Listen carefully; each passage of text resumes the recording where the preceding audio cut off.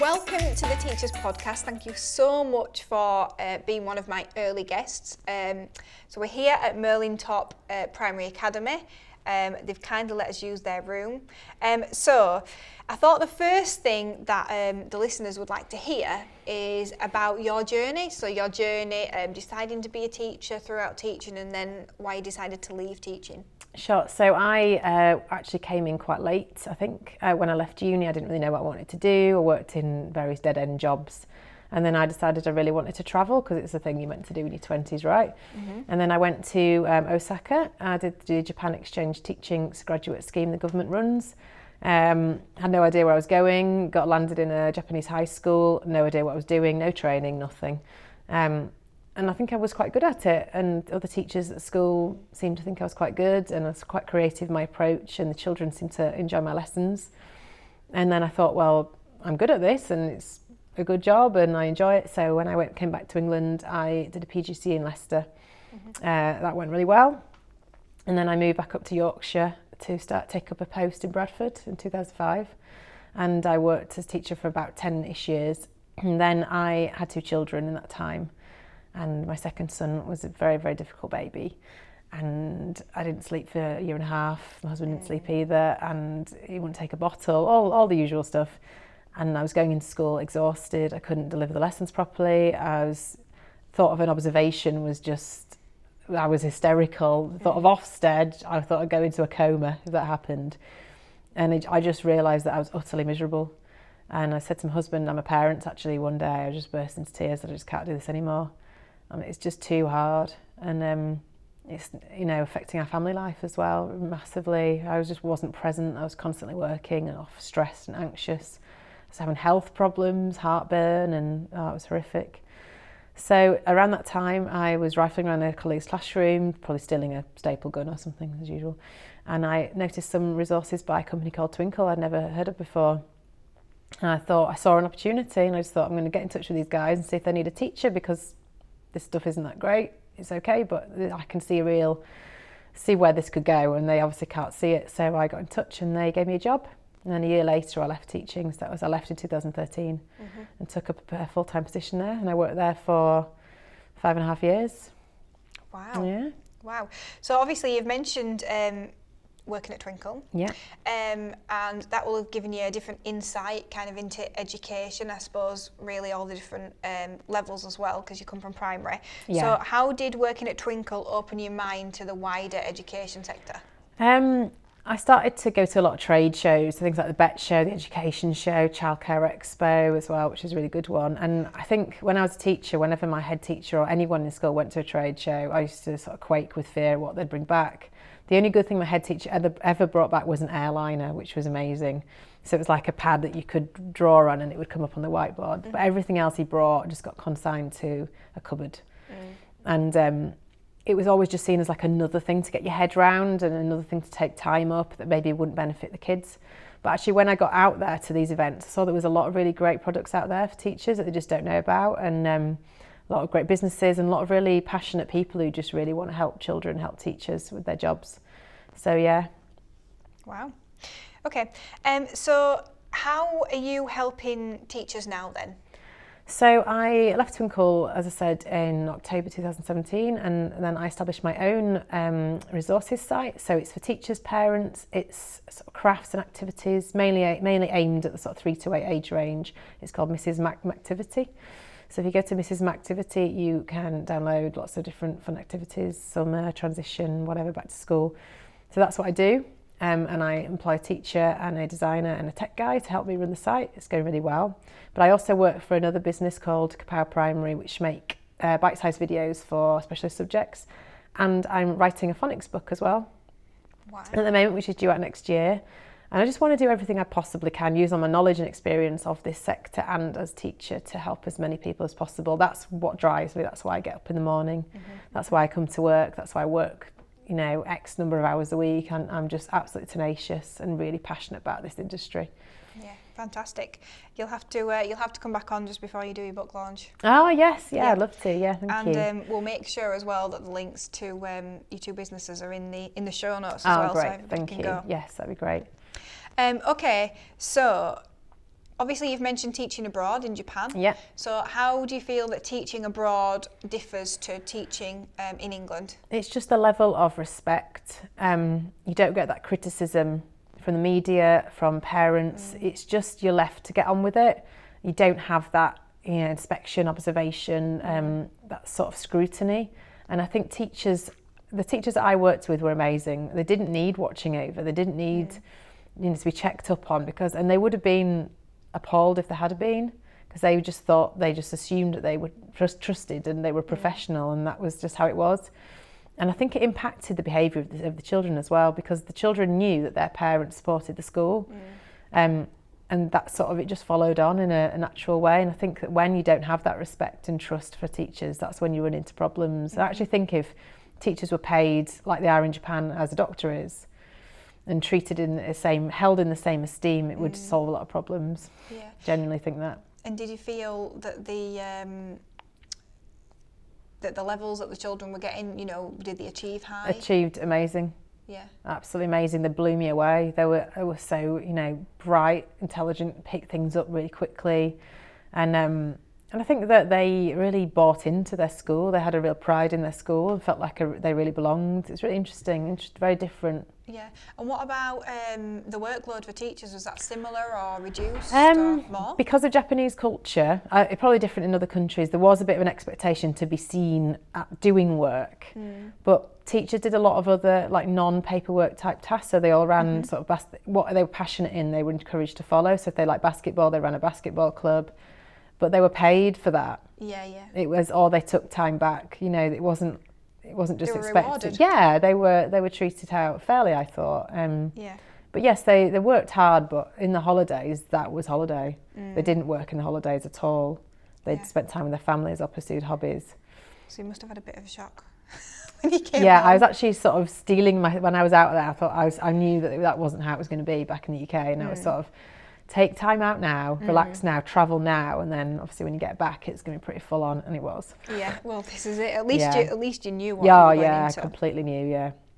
So obviously, we've both set up businesses after being teachers. Yeah. So for anyone considering doing the same, what skills would you say that you've taken from teaching which have been really useful in your business? I think just creative thinking. So obviously when you're planning lessons and you're trying to get children to engage in lessons and, form relationships, that translates to any business, because people want to work with people who are creative in their thought process and their strategizing. And you don't want someone who's just going to do as they're told or wait to be told what to do. You want them to come up with the ideas. Yeah. And that's what I brought to all the businesses I've worked for. I've worked for other businesses as well, and do your own research, think outside the box, and that's something that I've always done. And I think just the sheer stamina of being a teacher, I never tire. Yeah. I can work forever, I can sort of do 20-hour days and sort of cope and things like that, because I was so used to working hard. Yeah. And teachers understand what it is to work hard. And I think that's, for any business that wants to take on a teacher, I recommend it. Yeah. And I just think, unfortunately, it's probably not a good thing, but teaching, it kind of cultivates an addiction to work. I agree. Yes, yeah. And I think especially, actually at Classroom Secrets, sometimes when people come in, we find it quite difficult. Or they find it difficult to kind of adjust and they try to work in an evening, and we kind of have to train them out of that, because we want them to have a life-work balance, because if they don't have a life-work balance, then they're not as effective. Yeah, I get really twitchy in the evening if I'm not working, and I think it's all those years of constantly evening working and Sunday working as well. On a Sunday afternoon, I don't know what to do with myself, because I'm so used to planning. And there's just it's like hardwired into my brain that I should be doing something like work-wise. Go shopping. I could do, yeah. I'll come up with a list of things for you to do on a Sunday afternoon that are not working. Tick list, yeah. Or you could, as soon as it's Sunday, you could probably just, look at your analytics and just see how many people That's what I do. are on the website. That's what I do. Yeah, I do that as well. Okay, so would you ever go back into teaching then? I miss teaching a lot. Whenever one of my kids has a party, it's just like being a teacher again, and it makes me realise how much I miss being with kids every day, and I find it really invigorating being around children. I've got 3 of my own, so I get to be with them, I guess. But there's no other job like it. Like, there's no other job where you can make such a difference and have a genuine laugh every day and work with amazing people and make a difference. I know it sounds really cheesy, but it's true, and that's why so many people go into teaching. They don't always stay in teaching, but that's it attracts nice people. I don't know if you found this, but the members to my site are just the loveliest, most undemanding, understanding people ever. It's like no other business. Do you know what? It's really funny actually. Often when people, we'll let people visit if they want to, because the offices. Yeah. Oh, right. If they're looking for a job, because that's what they used to when they go into school. Okay. And honestly, the genuine feedback we get from people all the time is like, it seems like a really lovely place to work. And then people who start, they say that, and me as the leader, I'm always slightly confused how that happened. It's not that I don't think we've put things in place, but it's not really deliberate. Yeah. But everybody sort of says how the culture's so nice and it's such a nice place to work and everyone's people. friendly and there's no competition. And I think you're right, you know, a lot of them are teachers, but it's not just the teachers who are like that, who are just genuinely... But it rubs off though, doesn't it? This is it, and they just genuinely want to help people. Absolutely, yeah, yes. So yes, you're right, I think it's a really nice place to work. Okay, so the press is kind of always slamming education and we're getting compared to education systems around the world. So do you think as UK publishers that we have anything to offer the international market? I actually believe, and when I've taught abroad, they hold up the UK system as being the best or one of the best in the world. Which is interesting. I don't think we understand how other people view it. I mean, if you go to international schools, they use the UK curriculum with children from lots of different countries. And there's so many countries where the curriculum is quite similar and maybe not quite as developed. So like Australia, New Zealand, South Africa, even Canada, their systems are quite similar, but they're almost a few years behind, I think. And I don't know about you, but I get a lot of members from those countries who obviously not finding what they need in their own country. So they sort of come to my site to maybe just to be nosy, I don't know, but then they sort of pay to join and they obviously like it. So yeah. Okay, so why do you think it's so important for sites like ours to create resources for teachers? Why reinvent something that's already there? Why spend your Sundays, you know, creating content for your classroom and for the week ahead when it's someone else has actually put a lot of thought into it and has the experience of knowing what things that work and things that don't. I mean, when I was a teacher, there just weren't resource sites around, so I had to create everything from scratch. I'd move year groups, had to create it all over again, or the curriculum would change, and so that it's, you know, I'd go back to year 3, but it was a totally different curriculum, so I couldn't reuse anything, which is really frustrating. And also, I didn't, as a new teacher, I didn't know what was going to work and what I could see the objective, but I didn't know what the activity would be to go with the objective because nobody told me. I didn't know, so I think it's really helpful that sites like yours and mine, we can sort of give the ideas, and it's the inspiration. I think sometimes it's just trawling through, I'll try that, because you don't have all the answers, do you? Especially when you're new, even when you're an experienced teacher, you know, it's good to get, you know, bounce things off with people. It's the time as well, isn't it?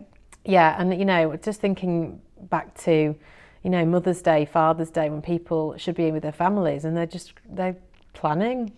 And it's just not right, you know, people shouldn't have to do that. They should be able to enjoy their weekends and have hobbies and go meet their friends and go for a weekend away even, you know. Work should be done in work time, I believe, not, I mean, although I don't do that myself, but I think weekends should be freed up. Yeah, and you know, I'm doing it for different reasons, I guess, but it really annoys me and upsets me to see teachers struggling and sort of breaking down, having mental health problems, marriages breaking down, not enjoying life. We only get one life, don't we? And make the most of it, and don't wait for the holidays. People often think, oh, I'll do this in the holidays, I won't get fit, or I won't I don't know, go to the cinema and then the holidays they're ill. Holidays, by the time they've got there, they're like, all right, well, I'll spend all week working to catch up. Or they're exhausted, or they've got to catch up on all the household tasks or whatever. And it shouldn't, no other job does that. No. Like, you know, people plan things in during the week, don't they? And I think that teachers, more than anybody, they need that break from the classroom and from the job, because it is all encompassing. So why do you think teachers rely so heavily on resource sites? I think some of it is confidence, it's imposter syndrome, isn't it? They believe that, I was like this as well. I got my first class and I thought, I can't believe someone's trusting me with these children. But teachers are terrible for feeling like imposters. Even the best teachers I work with, they believe they're terrible teachers. And I think that they think that they don't have confidence in themselves to plan good lessons or come up with the ideas. And also, it's just like you said earlier, time saving, isn't it? I mean, what is the point in creating lots of different worksheets and activities and planning when someone else has done something that's tried and tested as well? Yeah, and I think the other thing is that, you know, when they're using those resources, we've had a bit more time to have a think about it, and it allows them to have time to create anything extra that's going to add to that, which is helpful. And to focus on the children. Yeah. And to really look at how they're learning, you know, the different learning styles and what works for each child, and personalise things. And it's so, I mean, there's expectation that each child's learning should be personalised. How do you do that when you're planning, you know, loads and loads of different lessons, but actually you don't need to do that planning? I mean, obviously you've got to tweak it. You've got to tweak absolutely everything. Yeah. Nothing's going to work just off, you know, printing it off and expect it to work. It just won't. But I believe that sites like yours now have made a huge impact on work-life balance, and it's something I think to be proud of as well. Yeah, and I think, you know, if we can cover the 90%, then the 10% is kind of durable. And I also think, you know, if teachers have more time in their life, then they're going to be happier and they're going to be better at teaching because they're going to have a little bit more time. And Agreed. I just think it's interesting when you said, more time to focus on the children. And I just had the thought, whose children? Yes, their own as well. Because if they've got children of their own, they need time to focus on them as well. That's true. I mean, that's one of the reasons I left teaching, because I kept thinking, I'm so busy worrying about other people's children, I don't have time to worry about my own, you know. So and I think that sites like ours, I believe, keep teachers in teaching. Yeah. I think more people would have left teaching if it wasn't for resource sites. Yeah. To help take the load off a little. Yeah, I think so. Yeah, it's almost like, I know people say things like, lifesaver. But I think it's more like job saver, or teacher saver, you know. Education system saver. Keeping people in education and Yeah, all right. Next time somebody says that, I will say that to them. Yeah. So why are you so passionate about education? I went to a primary school which was a really tough school. There was 40 kids in my class.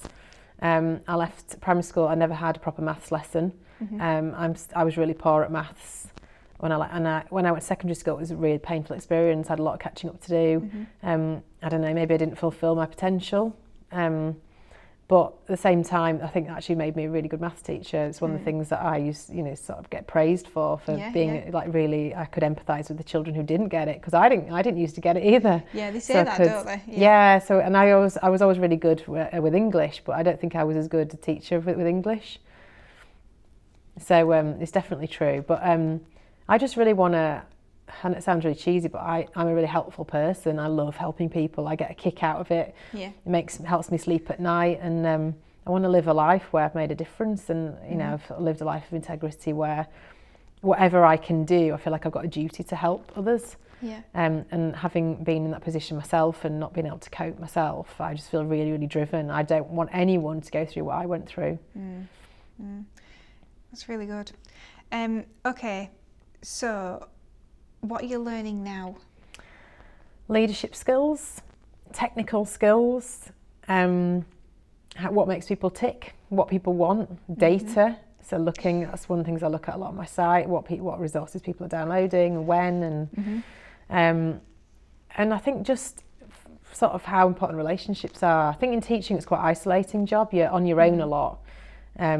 Not actually on your own, you're with children, but as an adult you do feel quite lonely, and I think that you don't necessarily need to form a lot of relationships in school. You do with your sort of close colleagues, but that's it. But actually in business and outside of teaching, relationships are everything. Yes. They're absolutely everything. And you know, when I was at Twinkl, I often helped other businesses. You know, people would message in and I think, that's a really cool idea for a business, and I'd share their stuff or promote them in some way.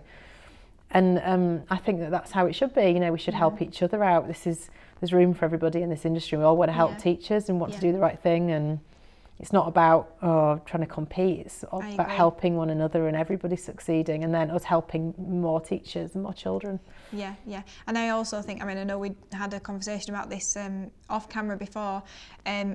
We don't offer the same set of trainers. We offer different things, and I think that brings more choice for yes, teachers. I agree. Yes, and I think that's really important for teachers and for children.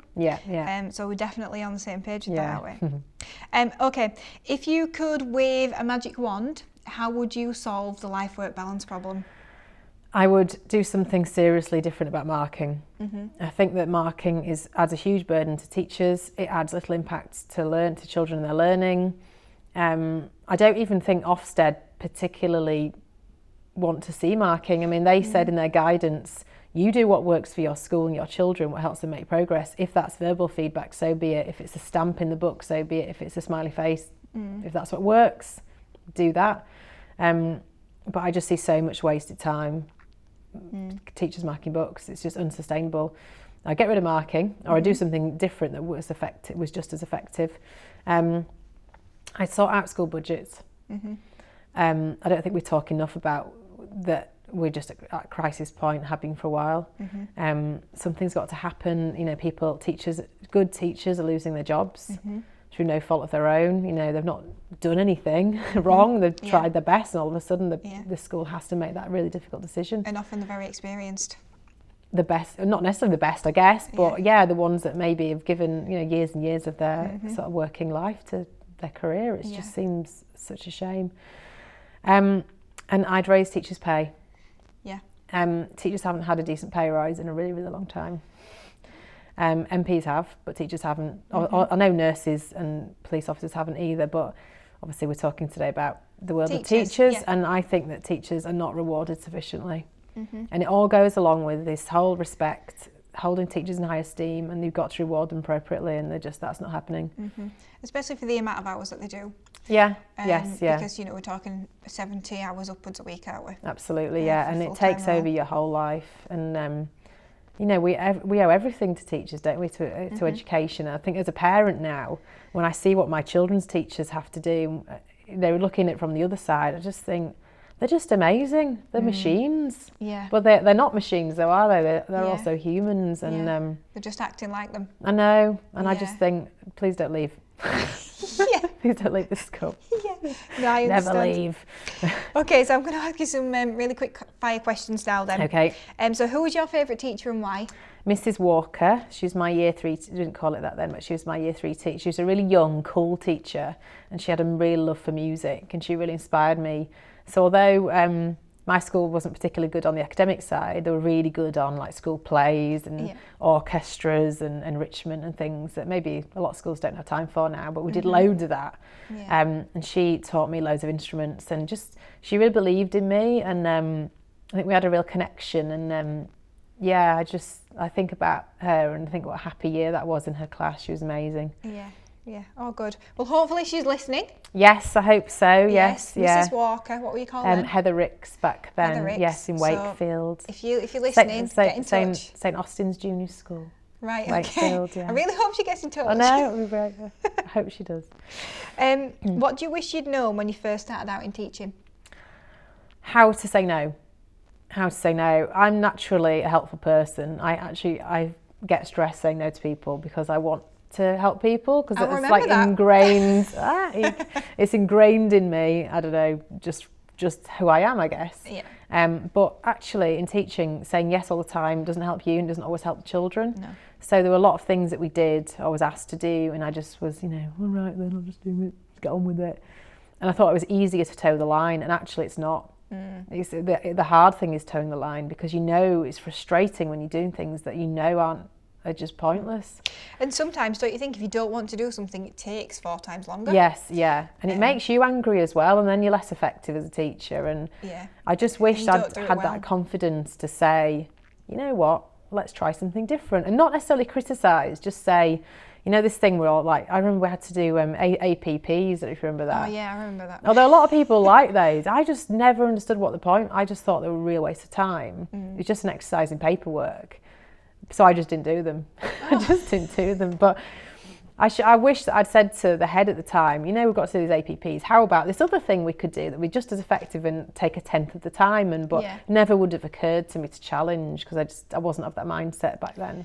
I would now. Yeah, and I think part of that is probably sort of running your own business and creating the rules. Yes, maybe. And then sort of experience. You kind of don't care as much anymore, do you? Well, you want to do something that has what's the word, like, it's driven. It's time effective. It actually creates results and does something beneficial, and there's a lot of things in education don't do that. Yeah, I do think like we have this sort of phrase "work smart" banded around a lot, and I think in business we say that, and in business that means sort of leveraging things to other people, but also like doing something that gets results. Whereas in teaching, when they say "work smarter," it just means just stop complaining about it. Not going to get on with it. I'm not going to take any work away, just work faster. Yeah. That's what work smarter means in teaching, because there's no work taken away. Well, like a lot of schools I know brought in things about well-being and work-life balance, and they do like yoga, after-school yoga sessions, and I don't know,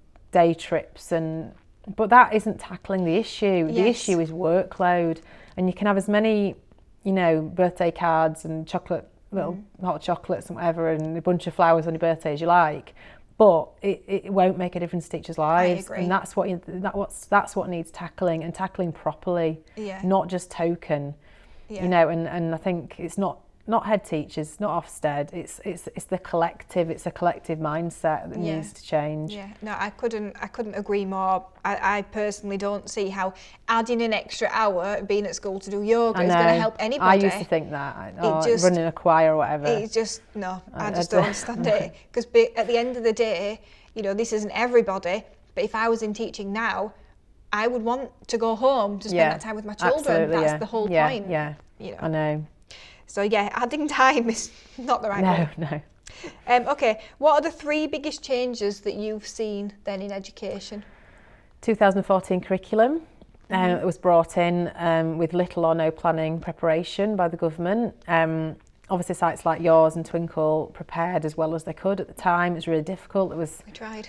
There was hardly any guidance. It was sort of feeling in the dark a bit, really, and teachers were panicking big time. They didn't have a clue what was coming. There was no training.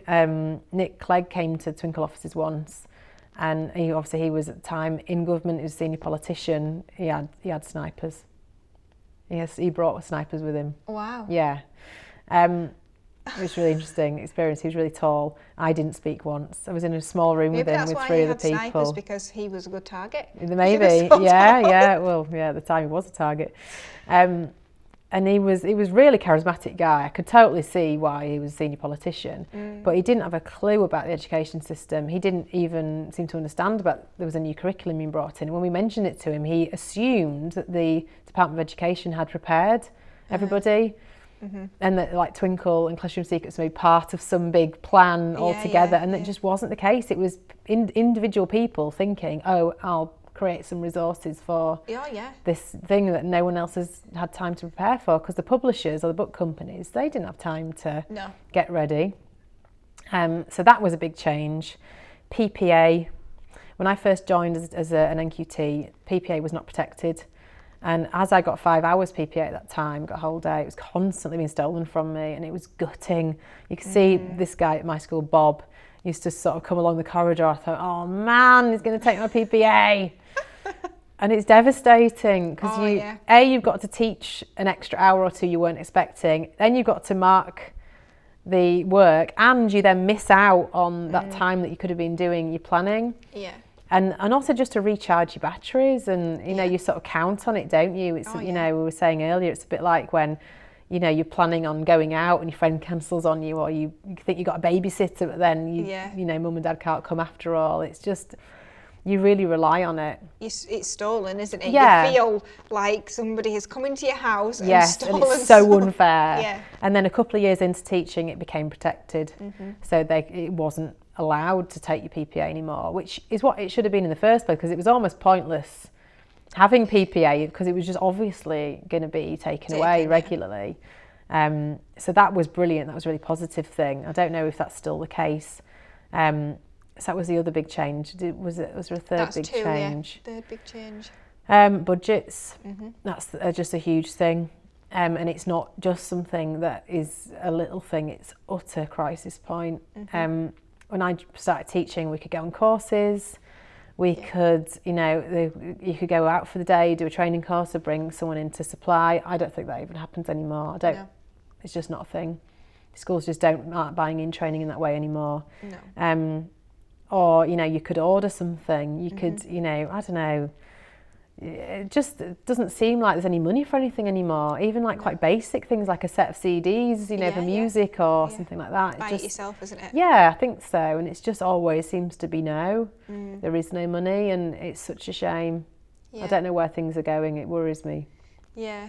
Just going back to you talking about the 2014 curriculum. Oh, yeah. We found that really interesting because we had people sort of coming through to us, emailing us, asking us how to teach something, or it was almost like they thought that the government had contacted us and said, oh, by the way, these are the secrets we're not telling the teachers. Can you sort it for us? And I'm thinking, well, I know we're classroom secrets, but we haven't been told any secrets. And we found that really difficult. It's in the name. Because we were thinking, we know less than the teachers in school, and if they don't know, how on earth are we supposed to know? And it was a really weird time, actually. It was so rushed. And then they brought in all the spag stuff as well. And I mean, that was just nobody, I hadn't been taught what a possessive conjunction or whatever was, and no one else had either, and it was such a steep learning curve. And the questions that still go on in the teaching groups as a fallout of this, and I think, I kind of feel like I only saw stability starting to happen like 2 years later, 2016, when we're kind of getting a grip on how things were kind of moving and then forward. the assessment changed. There's another new thing. Yeah. It always feels like as soon as people start to feel comfortable with something and confident in teaching it, there's another thing, and I think that's what's so destabilising. And I think it adds a lot of stress and workload. And I think the problem is, so a year feels like a long time for most things, but when the project lasts a year, so a new curriculum teaching it lasts a whole year, then that's actually a really short amount of time. It's like a week. And then you have to think, well, how many weeks would we need to have this in place to feel comfortable with? And you're talking like 10 years. I reckon, to really master it. And then if you've mastered it, you want to do it. Not change it to something else. I know. And it's almost like being an NQT all over again. So every time, so you feel like the NQT year and maybe the year after is quite a painful time, isn't it? It is quite stressful. And it's very work heavy. And then all of a sudden they bring something new in and you're back to square one again. You think you've got there and then you haven't, and you're starting all over again. It's really tough. It is really tough. And I kind of felt that as well, because I was secondary and then I went into primary. Oh, you did, didn't you? Yes. That was Shocker. like NQT year again, just learning it all, and it's just completely different. So where do you think education needs to go in the next 10 years? I think we need to give schools much more money for a start. I think that just has to be tackled ASAP. We need to look at workload. We need to look at pointless things, like the marking. Not that marking's always pointless, but it needs to be meaningful, like if it's verbal feedback or whatever. Assessment needs tackling. It's so confusing.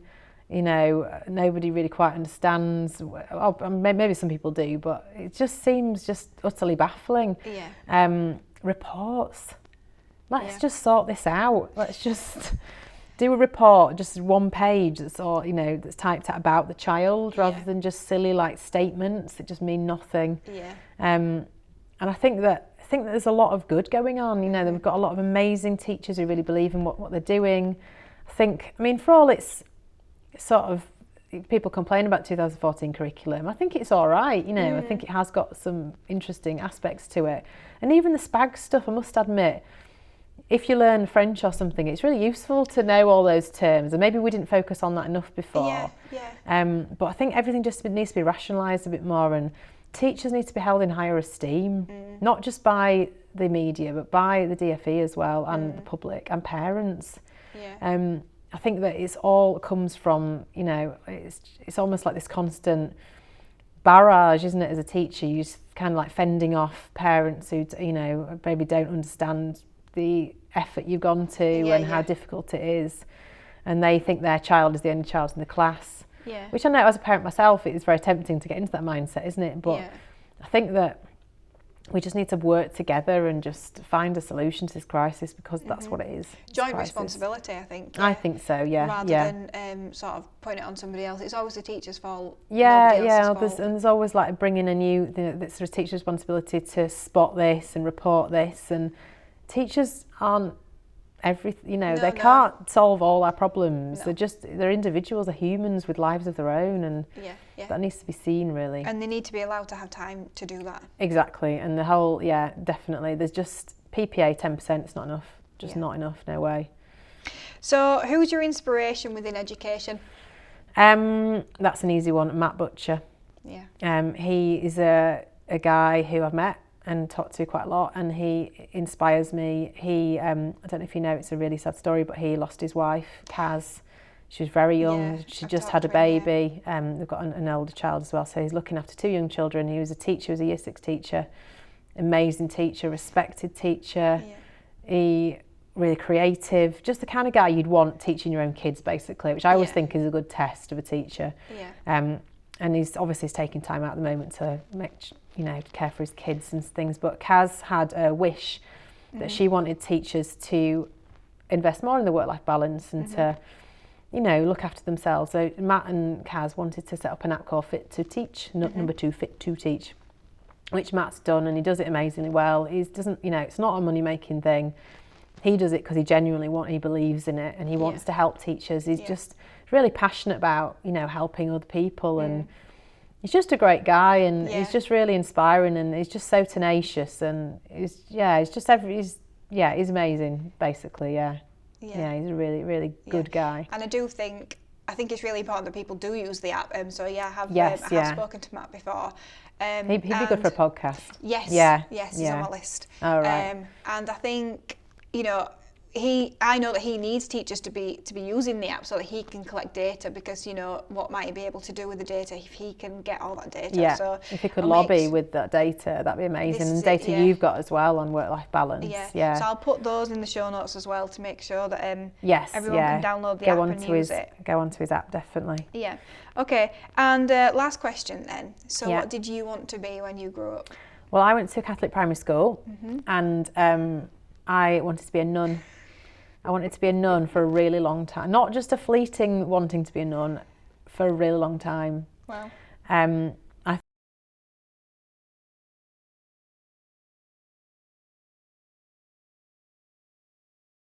thought nuns were the best, thought they just rocked. Obviously, a lot of the nuns I knew were also teachers, so I think that was sort of tied in with it, really. I didn't really understand that whole wider life of being a nun. And then when I realised that maybe being a nun wasn't what I wanted to do after all, I wanted to be a teacher. And then I think a lot of my friends' parents were teachers, and they always looked exhausted and like really snappy and everything. So I was sort of, maybe this isn't what I want to do after all. And then I sort of thought, I'm quite good at science, so maybe I'll be a doctor. Thought about that for a little while, did sort of A-levels leading up to that. And then at the last minute, I had a crisis of confidence, thought, maybe I shouldn't be a doctor after all. And then I didn't really know for a long time. And I was a computer programmer for a while and learnt quite a lot in that job. And then, like I say, I went to Japan, and then it just went from there, really. But I wasn't one of those people who've always wanted to be a teacher from day one. It's gone in and out a bit. But I think as you mature, you realise that you want to do something that's helping others. And that's the only way to be happy. I genuinely think that. And I think that if you're doing a job that's just about making money, and you're just doing 9 to 5, and it's just, you get no pleasure from it whatsoever, you'll never, ever be happy, ever. Well, thank you so much for doing this interview with us. I think that the listeners are going to find it so insightful and so interesting. And I think we've talked about some really good issues that, that people be thinking about and wanting to know about. So thank you so much. Thank you very much. Thank you.